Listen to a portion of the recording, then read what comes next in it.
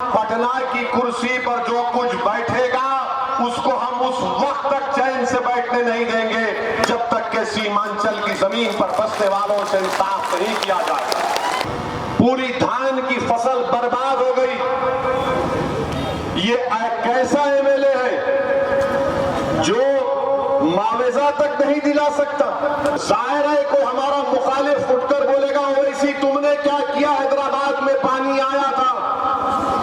मैं हैदराबाद के घरों में जब पानी आया तो हमने अपने चीफ मिनिस्टर के घर पर जाकर रात के 11 बजे उनको उठाकर मुलाकात करके कहा कि चीफ मिनिस्टर साहब घर में पानी आया है, तमाम घर का सामान खराब हुआ है। तो हमारे चीफ मिनिस्टर ने कहा कि क्या करना चाहिए? मैंने कहा पैसा देना पड़ेगा। मैंने तस्लीमुद्दीन साहब को लालू प्रसाद यादव से इस तरह बात करते देखा कि वो बराबरी की बात कर रहे थे, मरूब होकर, नजरों को नीचे रखकर, ये हाथ बांधकर नहीं बल्कि बराबरी से बात कर रहे थे। मैंने तस्लीमुद्दीन साहब को जब मैं पार्लियामेंट में गया था 2004 में, उसके बाद मैंने देखा तो तस्लीम साहब ने कहा कि बेटा ऐसे ही इनसे बात करने से इनके दिमाग में बात बैठती है, वरना ये लोग हमारी इज्जत नहीं करते। जहां कहीं तुमको जेडीयू, कांग्रेस, आरजेडी, बीजेपी का दिखेगा, आप सिर्फ कुछ नहीं कहना, उनको देखते ही नारा मारना सीमांचल। अगर मुख्यमंत्री इंशाअल्लाह उपेंद्र कुशवाहा भी बन जाएंगे और अगर वो इंसाफ नहीं करेंगे तो असदुद्दीन ओवैसी सीमांचल के लाखों लोगों को लेकर पटना जाकर बैठ जाएगा जब तुमको सीमांचल से इंसाफ करना पड़ेगा।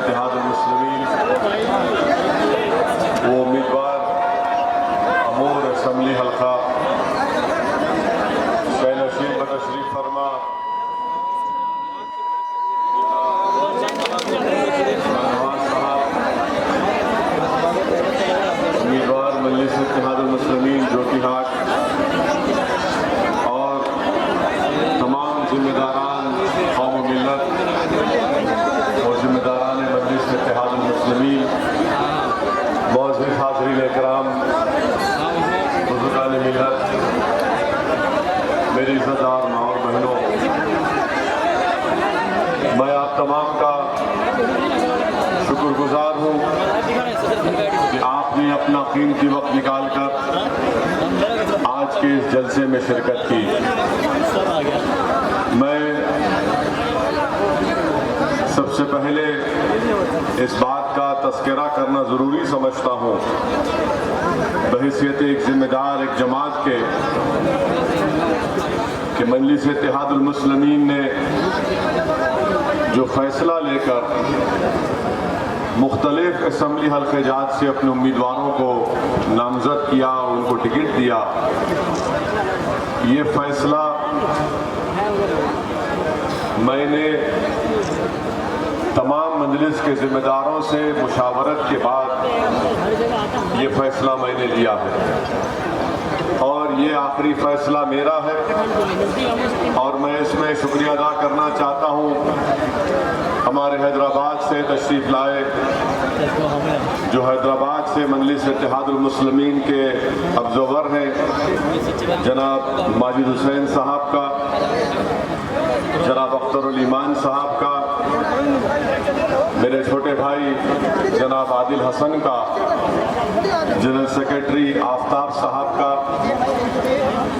ये फैसला मैंने लिया है और अगर किसी मेरे मजलिस के जिम्मेदारों को शिकायत है तो आपकी शिकायत मुझसे होनी चाहिए और अगर कोई इस फैसले से नाराज़ होना वाजिबी है, क्योंकि हम सबको टिकट नहीं दे सकते। मैं उन नाराज़ लोगों से भी अपील कर रहा हूं कि आज भी आपके लिए हमारे दरवाजे, दिल के दरवाजे खुले हैं, आप आ जाइए, मैं आपको सीने से लगाने तैयार हूं। दूसरी अहम बात यह है कि आप जानते हैं कि मजलिस इत्तेहादुल मुस्लिमीन ने जनाब कुशवाहा साहब की पार्टी के साथ, बहुजन समाज पार्टी के साथ, देवेंद्र यादव साहब की पार्टी के साथ और जनाब राजभर साहब की पार्टी के साथ और दो सियासी पार्टियों के साथ हमने मिलकर एक ग्रैंड डेमोक्रेटिक सेकुलर फ्रंट बनाया है और सबने ये तय किया कि इसके चीफ मिनिस्टर के उम्मीदवार मोहतरम उपेंद्र कुशवाहा साहब रहेंगे और उसके कन्वीनर देवेंद्र यादव साहब रहेंगे। तो मजलिस इत्तेहादुल मुस्लिमीन इस सेकुलर फ्रंट का एक हिस्सा है और पिछले 2 दिन से अल्हम्दुलिल्लाह मैं बहुजन समाज पार्टी और उपेंद्र कुशवाहा साहब के पार्टी के उम्मीदवारों के तायीद में एक इंतखाबी मुहिम चला रहा हूँ पहले फेज के चुनाव के लिए। तीसरी अहम बात यह है कि ये सीमांचल का हिस्सा है और हमारी लड़ाई 5 साल पहले सीमांचल की इंसाफ की लड़ाई का हमने आगाज किया था और इंशाअल्लाह ताला अल्लाह सुब्हाना व ताला जब तक मुझे इस दुनिया में जिंदा रखेगा, जब तक मेरी जिंदगी वफा करती रहेगी, मैं सीमांचल जिंदाबाद के नारे लगाता रहूंगा, सीमांचल जिंदाबाद के नारे लगाता रहूंगा। हम ना सिर्फ नारा भी लगाएंगे सीमांचल जिंदाबाद का, बल्कि सीमांचल की इंसाफ की लड़ाई वो लड़ते रहेंगे। और हम आपसे वादा कर रहे हैं कि मैंने आज उपेंद्र कुशवाहा साहब से बात भी की और उनसे ये कहा कि आपने जो इलेक्शन मैनिफेस्टो जारी किया उसमें इस बात को भी शामिल कर लिया जाए कि भारत के संविधान की दफा 371 के तहत एक कमीशन बनना चाहिए ताकि सीमांचल की इंसाफ के लिए जिस तरह से हमारे मुल्क में मुख्तलिफ हिस्से, मिसाल के तौर पर सरजमीन दक्कन में, गुलबर्गा कर्नाटका में 371 के तहत एक कमीशन बनाया गया, उसमें सहूलत ये होती है कि उस इलाके को पैसे जो मिलते हैं वो इलाका तय करता है कि उस इलाके में कौन सा तरक्याती विकास का, डेवलपमेंट का काम करवाया जाए। तो कुशवाहा साहब ने मुझसे कहा कि ओवैसी साहब आप अमूर जा रहे हैं, आप इस बात का ऐलान कर दीजिए कि डेमोक्रेटिक सेक्युलर अलायंस फ्रंट इस बात के लिए राजी है कि इंशाअल्लाह ताला हम आर्टिकल 371 के तहत बिहार में सीमांचल को इस तरह का मौक़िफ़ देंगे इंशाअल्लाह ताला। चौथी बात यह है कि हमारे भाई शाहनवाज हमारे दरमियान में है। मैं यकीनन मेरे दिल से हमेशा दुआ निकलती, ये मैं कोई सियासी मकसद के लिए नहीं कह रहा हूँ या आपके वोट बटोरने के लिए कह रहा हूँ, बल्कि मैंने जनाब शाहनवाज साहब के वालिद मरहूम जनाब तस्लीमुद्दीन साहब रहमतुल्लाह अलैह को बहैसियत रुकने पार्लिमान बड़ी करीब से देखा, बड़े करीब से देखा है और मेरी सियासी जिंदगी मुख्तसर है। मैंने अपनी मुख्तसर की सियासी जिंदगी में ऐसे कायदीन को कम देखा जो अपने पार्टी के लोगों से कभी मरूब नहीं होते थे। मैंने तस्लीमुद्दीन साहब को लालू प्रसाद यादव से इस तरह बात करते देखा कि वो बराबरी की बात कर रहे थे, मरूब होकर, नजरों को नीचे रखकर या हाथ बांधकर नहीं, बल्कि बराबरी से बात कर रहे थे। मैंने तस्लीमुद्दीन साहब को जब मैं पार्लियामेंट में गया था 2004 में, उसके बाद मैंने देखा तो तस्लीम साहब ने कहा कि बेटा ऐसे ही इनसे बात करने से इनके दिमाग में बात बैठती है, वरना ये लोग हमारी इज्जत नहीं करते। मुझे अफसोस है कि आरजेडी ने एक घर में आग लगा दी। आरजेडी को यह काम नहीं करना चाहिए था, कम से कम तस्लीमुद्दीन साहब के घराने से नहीं करना चाहिए था, जिसको सीमांचल में आज भी लोग सीमांचल के गांधी के नाम से जानते हैं। तो इस तरह का गैर वाजबी काम, गैर अखलाकी काम एक सिटिंग एमएलए को आपने उस उसका टिकट काट दिया, आपके पार्टी से कोई एमपी का इलेक्शन लड़ा, आवाम ने उसको वोट नहीं दिया, वो नाकाम हो गए। मगर मैं शाहनवाज साहब का दिल की गहराइयों से उनका खैर मुकद्दम करता हूं और उनसे भी अपील करूंगा कि आप तस्लीमुद्दीन साहब के मिजाज को जिंदा रखिए। आप तस्लीमुद्दीन साहब जैसा बात करते थे, बगैर किसी से डरे, बगैर किसी से मरूब हुए, आप उसी तरह मुझसे भी बात कर सकते हैं और आपको पूरा इख्तियार और हक है। और मैं हमारे शाहनवाज साहब से, जो मेरे छोटे भाई हैं, मैं उनको सिर्फ एक गुजारिश कर रहा हूं कि मैं भी एक बड़े सियासी लीडर का बेटा हूं और मुझे अंदाजा है कि कितनी बड़ी जिम्मेदारी होती है हम पर कि लोग हमेशा हमको एक खद्दावर शख्सियत से उनसे तकाबुल करके देखते हैं कि ये बाप के बराबर बन सकता है या नहीं बन सकता। मैं आपको एक वाकया बयान करना चाहता हूं कि 2008 में हमारे मरहूम वालिद का इंतकाल हुआ और उसके बाद सरजमीने तेलंगाना में एक इलाका है जहां से हमारे फारूक साहब आए आदिलाबाद से, यहाँ पर काम कर रहे हैं अमूर में। भैंसा एक इलाका है, वहां पर एक फिरका परस्त तंजीम है, हिंदू वाहिनी के लोगों ने एक घर में 8 लोगों को बंद करके उनको जला दिया और वो जिंदा जल गए, उनका इंतकाल हो गया, शहीद हो गए। तो रात में हमारे वहां पर म्युनिसिपैलिटी के चेयरमैन जनाब जाबिर साहब है, वो भी आएंगे। उन्होंने मुझे रात में इत्तला दी कि साहब ऐसा वाकया हुआ है और आपको आना है। तो मैं हैदराबाद से निकला और हैदराबाद से फारूक साहब बताएंगे कि भैंसा 250 किलोमीटर के फासले पर है। मेरे पास उस जमाने में फोर्ड एंडेवर गाड़ी थी, क्योंकि जाबिर साहब ने कहा कि आपको आना पड़ेगा, कैसा भी आओ साहब। मैंने कहा कि रोड बंद है। तो जाबिर साहब ने मुझसे कहा कि फुला गांव से वो रोड लेकर आप आइए। खैर बहरहाल हम अकेले वहां पर पहुंचे और हमारे मजलिस के जिम्मेदारों के साथ हम उस गांव में गए। हमने घर के दरवाजों को खोला और उन लाशों को निकाला जो बहुत तकरीबन जल चुकी थी। खैर बड़ा एहतजाज हुआ। वक्त का होम मिनिस्टर की गाड़ी के सामने हम ठहर गए, पूरे जिम्मेदार ठहर गए। बहरहाल बहुत बड़ा एहतजाज हुआ। तो मैं रात में जब वापिस आ रहा था, निजामाबाद में पेट्रोल डीजल के लिए गाड़ी के लिए पेट्रोल स्टेशन पर रुका, तो फजर की नमाज पढ़ के हम आए।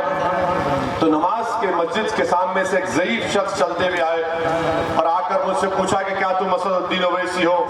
मैंने कहा कि हाँ, मेरा नाम असदुद्दीन ओवैसी है। तो उन्होंने पूछा कहाँ से आ रहे तुम? मैंने कहा ये वाकया हुआ भैंसा में, जहाँ पर हिंदू वाहिनी के लोगों ने 8 एक घर के अफराद खानदान को जिंदा जला दिया। हमने एहतजाज किया। तो उस ज़ईफ शख्स ने मुझे कहा कि गाड़ी से उतरो। मैं गाड़ी से उतरा और मुझे अपने सीने से लगा कर कहा कि तुम्हारा बाप सलाहुद्दीन ओवैसी अब जिंदा। अगर उन्होंने कहा कि अब तुम्हारा बाप जिंदा है, तुम्हारा बाप नहीं मरा। मैं समझा नहीं, बाप के खोने का गम हर औलाद को रहता है। मैंने कहा कि चाचा क्या बोलना चाहते हैं? बोले कि बेटा इसी तरह गरीब मजलूमों का साथ दो, तुम्हारा बाप जिंदा रहेगा। जिस दिन तुम गरीब और मजलूम को भूल जाओगे, तुम्हारा बाप मर जाएगा। तो शाहनवाज साहब, आप गरीबों के लिए, मजलूमों के लिए लड़ते रहिए। सीमांचल के गरीबों के लिए तस्लीमुद्दीन साहब का नाम अल्लाह सुबह क़यामत तक जिंदा रखेगा। ये एक ज़ईफ शख्स ने मुझे सिखाया। मैं उनको कभी जिंदगी में मुलाकात भी नहीं किया, ना कभी उनको जानता हूं, मगर किसी से आपको हिदायत मिलती है, किसी से नसीहत मिलती है, आपको उसको कबूल करना चाहिए। और मैंने उस ज़ईफ शख्स की उस नसीहत को अपने दिलो दिमाग में बिठा लिया और मैं अपने बाप को जिंदा रखने के लिए हर मजलूम की आवाज, हर मजलूम के इंसाफ के लिए लड़ना मेरी जिंदगी का एक मकसद आज बन चुका है। और अल्लाह मुझे जब तक जिंदा रखेगा, मैं उस मकसद पर अमल करता रहूंगा। 5वीं बात यह है कि अख्तरुल ईमान साहब हमारे कैंडिडेट हैं। अख्तरुल ईमान साहब ने एमपी का इलेक्शन लड़ा। हम तमाम ने कोशिश की। मैं शुक्रिया अदा करता हूं हमारे मजलिस के तमाम जिम्मेदारों का और आप तमाम का, जिन्होंने हमारे हक में, हमारे उम्मीदवार के हक में वोट दिया। उनको कामयाबी नहीं मिली। आज अख्तर भाई हमारे बिहार के सदर यहां से बहैसियत उम्मीदवार इलेक्शन लड़ रहे हैं। मैं आपसे सिर्फ एक ही अपील कर रहा हूं कि आज बिहार की विधानसभा में ऐसे लोगों की जरूरत है जो बिहार की विधानसभा में जाकर ना सिर्फ बिहार के गरीब मजलूम आवाम की आवाज को उठाएं, बल्कि सीमांचल की इस इलाके में बसने वाले जिनकी आवाज को पटना नहीं सुनता है, आज पटना में जो लोग बैठते हैं वो सीमांचल के ताल्लुक से अंधे, बहरे, गूंगे हैं। इन अंधे, बहरे और गूंगों को अख्तरुल ईमान के रूप में पटना में एक आवाज उठेगी जो सीमांचल के तड़पते हुए नौजवानों के दिलों में जो आवाज है, जो हमारी मां और बहनों के दिलों में जो ख्वाब है, जो हमारे बुजुर्गों में जो आंसू है, उसकी तर्जुमानी करने का काम इंशाअल्लाह ताला मजलिस का हर उम्मीदवार जो सीमांचल से लड़ रहा है, पटना में एक इनकलाब आएगा, पटना में सीमांचल का जलजला आएगा, पटना की कुर्सी पर जो कुछ बैठेगा उसको हम उस वक्त तक चैन से बैठने नहीं देंगे जब तक के सीमांचल की जमीन पर बसने वालों से इंसाफ नहीं किया जाए। इसीलिए हमारा हर जलसे में नारा होगा कि सीमांचल जिंदाबाद, सीमांचल जिंदाबाद, सीमांचल जिंदाबाद।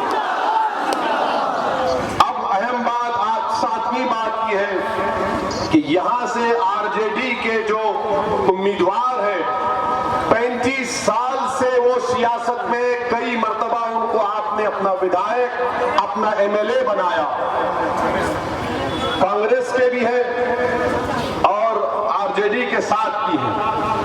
अब आप बताइए कि इतनी बड़ी बाढ़ आई, पूरी धान की फसल बर्बाद हो गई, ये कैसा एमएलए है जो मुआवजा तक नहीं दिला सकता?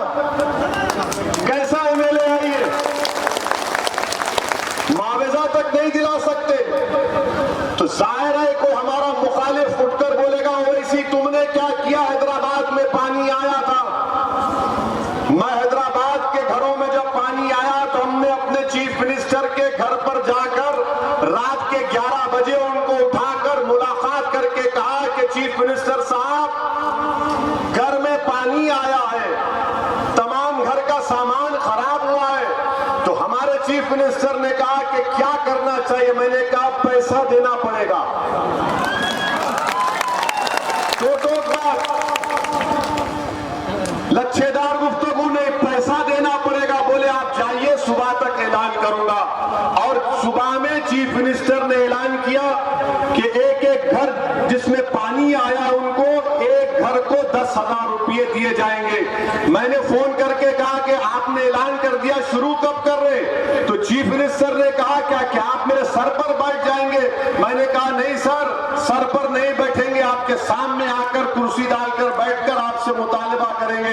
तो दूसरे दिन 24 घंटे में वो ऐलान पे अमल होना शुरू हो गया और मेरी तकरीर अगर हैदराबाद तक भी जाएगी तो याकूतपुरा असेंबली हल्के में कल तक 2 करोड़ 20 लाख सिर्फ एक असेंबली हल्के में गवर्नमेंट के लोग, मंजलिस के एमएलए और कॉर्पोरेटर जाकर घर घर हर एक को दे रहे हैं। ये काम ये एमएलए नहीं कर सकता था, ये काम नहीं कर सकते थे। तो मुआवजा नहीं दिला सकते गवर्नमेंट से। फ्लड आया तो क्या, फ्लड आया तो क्या बर्बाद हो जाए? यकीनन फ्लड आता है, मगर हुकूमत, एमएलए, एमपी क्या कर रहा है? सब आराम से बैठे, क्योंकि सीमांचल में बसने वाले क्या इंसान नहीं है? क्या मूर बैसा में फ्लड आया तो क्या वहां पर उनकी तकलीफ को कोई नहीं देखा जाएगा? मेरे अजीज दोस्तों और बुजुर्गों, आपके पास एक बेहतरीन वक्त आ रहा है कि आप इसका सही फैसला लेकर अख्तरुल ईमान और मजलिस इत्तेहादुल मुस्लिमीन के हक में अपने वोट का इस्तेमाल करिए। हम आपसे वादा कर रहे हैं सीमांचल की आवाम से कि इंशाअल्लाह ताला हर एक आदमी तक सड़क होगी और बाढ़ से निजात होगी इंशाअल्लाह ताला।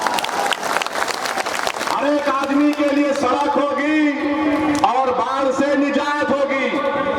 और जब अख्तर भाई जीत जाएंगे इंशाअल्लाह ताला आपके और दुआओं से, जब शाहनवाज जीत जाएंगे, जब मजलिस कार्यमल जीत जाएगा, तो जब वो जीत कर आएंगे आपकी जबान से कुछ नहीं निकलेगा। आप सिर्फ बोलेंगे कि आपकी पार्टी का नारा था हर एक आदमी तक सड़क, बाढ़ से निजात, काम शुरू करो, और काम शुरू होगा इंशाअल्लाह ताला। अब ये बात कांग्रेस और जेडीयू के या फिर आरजेडी के जलसों से नहीं बोलेंगे। लफ्ज सीमांचल बोलने से उनको पेट में दर्द होता है, बहुत दर्द होता है। अब तुम्हारा दर्द बढ़ेगा, क्योंकि जहां कहीं तुमको जेडीयू, कांग्रेस, आरजेडी, बीजेपी का दिखेगा, आप सिर्फ कुछ नहीं कहना, उनको देखते ही नारा मारना, सीमांचल, सीमांचल। इनको पैगाम मिल जाएगा कि अब हवा कुछ और है यहाँ पर। अब हवा का रुख बदल चुका है, अब इंसाफ मिलेगा, अब हम इंसाफ हासिल करेंगे। आप बताइए कि जिस विधानसभा से अख्तरुल ईमान इलेक्शन लड़ रहे हैं, वहां पर 12वीं, इधर देखो यहाँ हीरो यहाँ खड़ा है, अभी बहुत टाइम है, 12वीं जमात तक, 12वीं जमात का एक ही स्कूल, हमारे बच्चियों को डिग्री हासिल करने के लिए 50 किलोमीटर का सफर तय करना पड़ता है। कहां डिग्री मिलेगी, कहां हमको फायदा होगा? और बताओ, क्या तुमने अमूर में कोई कारखाना बनाया? इतने साल से अमूर की जनता ने तुमको विधायक बनाया, एमएलए बनाया, तुमने कारखाना बनाया? नहीं बनाया।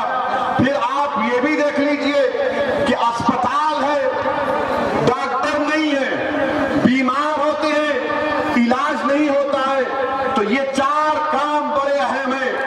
एक तो हर एक आदमी तक सड़क, बाढ़ से निजात, फ्लड आएगा तो मुआवजा मिलेगा, बच्चियों के लिए स्कूल और डिग्री कॉलेज, कारखानों की दावत देना, कारखानों को गवर्नमेंट को बोलकर यहाँ पर कायम कराना, और अस्पताल में सही अस्पताल हो ताकि उसमें डॉक्टर हो, दवाएं हो। ये 4 काम करने के लिए, ये 4 काम हम करेंगे। इसके लिए हमको चांद पर जाकर खाक नहीं लाना है। यहाँ जिस किसी की हुकूमत बनेगी, जो कोई भी पटना में बैठेगा, हम उसको चैन से बैठने नहीं देंगे। और अगर इंसाफ नहीं होगा तो याद रखो, अगर मुख्यमंत्री इंशाअल्लाह उपेंद्र कुशवाहा भी बन जाएंगे, और अगर इंसाफ नहीं करेंगे तो असदुद्दीन ओवैसी सीमांचल के लाखों लोगों को लेकर पटना जाकर बैठ जाएगा, जब तुमको सीमांचल से इंसाफ करना पड़ेगा। मेरे अजीज दोस्तों और बुजुर्गों, क्योंकि हमको अब ये उड़न कठोले में जाना है वापिस, इसलिए आपसे पहली किस्त के तौर पर ये बात कह रहे हैं। अब रहा सवाल आखिरी बात कि नीतीश कुमार तो अब टाटा होने वाले हैं। नीतीश कुमार अब नहीं, नीतीश कुमार घर में बैठने वाले हैं। मगर ये बात बताइए कि पूरे बिहार में आपने एनआरसी, एनपीआर के खिलाफ एहतजाज किया था ना? कितनों ने किया था? हाथ उठाइए एनपीआर, एनआरसी पर। क्या राजद ने, कांग्रेस ने आवाज उठाई थी एनपीआर, एनआरसी के खिलाफ? नहीं उठाई थी क्या? जेडीयू तो मोदी के वोट में बैठे हैं दूध पीते हुए। अब आप बताइए, आज मोहन भागवत आरएसएस के चीफ कहते हैं कि सीएए को गैर जरूरी मुसलमानों को परेशान और गलत बयान कर दिया गया। मोहन भागवत, हम कोई बच्चे नहीं है कि तुमको नहीं समझ सके। अल्लाह ने दिमाग दिया है, हम समझ सकते हैं।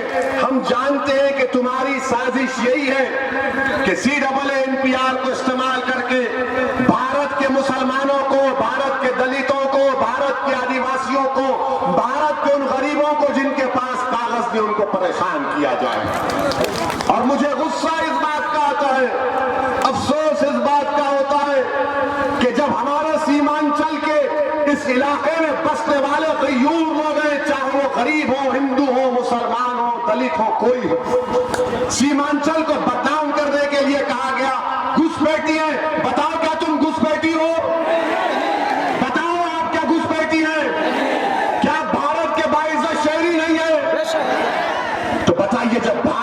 बाइज्जत शहरी है। जब ये इन मुखालिफिन ने, जालिमों ने हमारे इलाके को घुसपैठी कहा तो राजद कांग्रेस की जबानों के क्या सांप सूंघ गया था? कौन आवाज उठाए? मंजलिस का अख्तर और ईमान उठाया और कहा कि नहीं, यहाँ पर बाइज्जत लोग, बसने वाले लोग। मेरे अजीज दोस्तों और बुजुर्गों, और भी जलसे होंगे। मेरी आपसे गुजारिश है कि जहां कहीं भी मंजलिस का उम्मीदवार जिसका निशान पतंग छाप है, वहां पर बटन दबाइए, आपके उम्मीदवार को बड़ी वोटों से कामयाब करिए और सीमांचल के इंसाफ की राय आइए। सीमांचल के